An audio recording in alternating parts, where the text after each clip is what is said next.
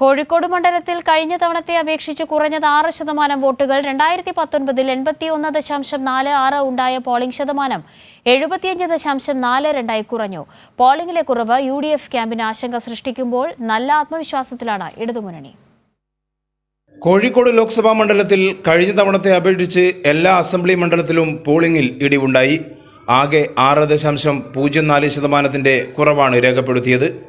2019-ൽ 81.46 ഉണ്ടായിരുന്ന പോളിംഗ് ശതമാനം 75.42 കുറഞ്ഞു.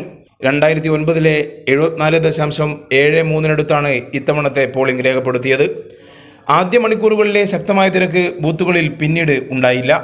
പോളിംഗ് ശതമാനത്തിലെ കുറവ് വിജയത്തെ ബാധിക്കില്ലെന്നാണ് LDF കണക്കുകൂട്ടൽ.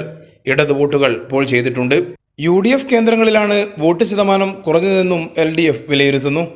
വിജയം ഉറപ്പെന്ന് CPIM ജില്ലാ സെക്രട്ടറി P. മോഹനൻ മാസ്റ്റർ പറഞ്ഞു. കോഴിക്കോട് പാർലമെൻറ്റ് മണ്ഡലത്തിൽ മറ്റിടങ്ങളിലെ പോലെ LDFിൻ്റെ വോട്ട് പരമാവധി മാക്സിമം പോൾ ചെയ്തിട്ടുണ്ട്. ഇടതുപക്ഷ മുന്നണി നല്ല നിലയിൽ കോഴിക്കോട് പാർലമെൻറ്റ് മണ്ഡലത്തിലും വിജയം കൈവരിക്കാൻ പോവുകയാണ്. സമസ്ത അടക്കമുള്ള ന്യൂനപക്ഷ വോട്ടുകൾ ഇത്തവണ ലഭിച്ചെന്നും LDF വിലയിരുത്തുന്നുണ്ട്. എന്നാൽ പരമ്പരാഗതമായി ലഭിച്ചിരുന്ന ന്യൂനപക്ഷ വോട്ടുകൾ നഷ്ടപ്പെട്ടിട്ടില്ലെന്നാണ് UDFിൻ്റെ അവകാശവാദം.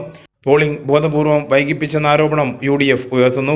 ഇത് തങ്ങളുടെ വോട്ട് നഷ്ടപ്പെടുത്തിയെന്ന വിലയിരുത്തലിലാണ് UDF കേന്ദ്രമായ കൊടുവള്ളിയിൽ 81.39 ഉണ്ടായിരുന്ന പോളിംഗ് 76.31 കുറഞ്ഞത്. 5% കുറവ്. കോഴിക്കോട് നഗരത്തിലെ 2 മണ്ഡലങ്ങളിലും ഇടിവുണ്ടായി. വോട്ട് വീതം വർദ്ധിപ്പിക്കാനാകുമെന്ന വിലയിരുത്തലിലാണ് NDA camp. Kairali news, Kozhikode.